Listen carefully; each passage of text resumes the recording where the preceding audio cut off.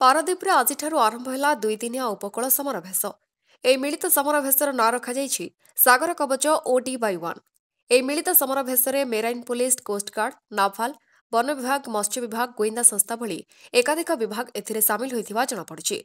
ଉପକୂଳ ସହିତ ଜଳପଥରେ ମଧ୍ୟ କଡ଼ା ପ୍ରହରା ଦିଆଯାଉଥିବା ବେଳେ ପାରାଦୀପର ପ୍ରତିଟି ଜାଗାରେ ଚେକିଂ କଡ଼ାକଡ଼ି ଭାବେ କରାଯାଉଛି।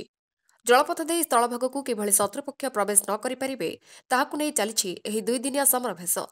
ବ୍ଲୁ ଟିମ୍ ଓ ରେଡ୍ ଟିମ୍ ଭାବେ ଦୁଇଟି ଟିମ୍ ଗଠନ କରାଯାଇ ସମୁଦ୍ର ଭିତରକୁ ରେଡ୍ ଟିମ୍ ଯାତ୍ରା କରି ବିଭିନ୍ନ ମାରଣାସ୍ତ୍ର ଧରି ଉପକୂଳକୁ ପ୍ରବେଶ କରିବାକୁ ଚେଷ୍ଟା କରିବେ। ଆଉ ଉପକୂଳ ସୀମାରେ କଡ଼ା ପ୍ରହରା ଦେଉଥିବା ବ୍ଲୁ ଟିମ୍ ସେମାନଙ୍କୁ ପ୍ରତିହତ କରିବାକୁ ଚେଷ୍ଟା କରିବ। 26/11 ମୁମ୍ବାଇ ଆକ୍ରମଣ ପରେ ଉଭୟ ରାଜ୍ୟ ଓ କେନ୍ଦ୍ର ସରକାରଙ୍କ ପକ୍ଷରୁ ଉପକୂଳ ସୁରକ୍ଷା ପାଇଁ ପ୍ରତିବର୍ଷ ଏହି ସମରଭେଶ କରାଯାଇଥାଏ।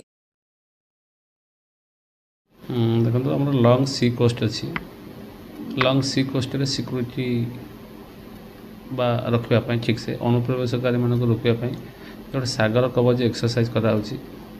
ଷ୍ଟ୍ରାଟେଜିକ୍ ଇନଷ୍ଟଲେସନ୍ ଦୃଷ୍ଟିରୁ ଷ୍ଟ୍ରାଟେଜିକ୍ ପଏଣ୍ଟ ଅଫ୍ ଭ୍ୟୁରୁ ୟାକୁ ଆମର Indian coastguard, naval, marine police, Odisha ପୋଲିସର ମିଳିତ ପ୍ରୋଗ୍ରାମ ଏଇଟା ଆମେ ପ୍ରାକ୍ଟିସ୍ କରାଯାଏ। ଏଥିରେ ଯାହାଫଳରେ କ'ଣ ହୁଏ ନା ଆମର ଲୋକମାନଙ୍କ ମନରେ ଜେନେରାଲ୍ ପବ୍ଲିକ୍ଙ୍କ ମଧ୍ୟରେ କନଫିଡେନ୍ସ ଆସିବ ଏବଂ ଆମେ ଅନୁପ୍ରବେଶକାରୀଙ୍କୁ ରୋକିବା ପାଇଁ ସବୁବେଳେ ସମର୍ଥ ବୋଲି ନିଜର କନଫିଡେନ୍ସ ଲେଭେଲକୁ ଇନକ୍ରିଜ୍ କରିବା ପାଇଁ ପ୍ରାକ୍ଟିସ୍ କରାହେଉଛି। କେତେ ଦିନ ଧରି ଚାଲିବ? ଏହା 2 ଦିନ ଧରି ଚାଲିବ, 20 ତାରିଖ ଏବଂ 21 ତାରିଖ। କେତେ ନିୟୋଜିତ ଅଛନ୍ତି? ପ୍ରାୟ ଆମର ସମୁଦାୟ 3 ପ୍ଲାଟୁନ୍ ଫୋର୍ସ ନିୟୋଜିତ ଅଛନ୍ତି, କିଛି ଅଫିସର ମଧ୍ୟ ନିୟୋଜିତ ଅଛନ୍ତି। ଜେନେରାଲି କୋଷ୍ଟାଲରେ ରହିବା କଥା, କୋଷ୍ଟାଲ ସିକ୍ୟୁରିଟି ପଏଣ୍ଟ ଅଫ୍ ଭ୍ୟୁରେ ରହିବା କଥା। ଭାଇଟାଲ୍ ଇନଷ୍ଟଲେସନ୍ ଅଛି, ପାରାଦୀପରେ ଡିଫରେଣ୍ଟ ଇନଷ୍ଟଲେସନ୍ ଅଛି, ପ୍ରାକ୍ଟିସ୍ ଜରୁରୀ ଅଛି, ତେଣୁ ଏଇଟା କରାଯାଉଛି। ପାରାଦୀପରୁ ରାକେଶ ସୁତାରଙ୍କ ରିପୋର୍ଟ, ଓଡ଼ିଶା ଭଏସ୍ 24।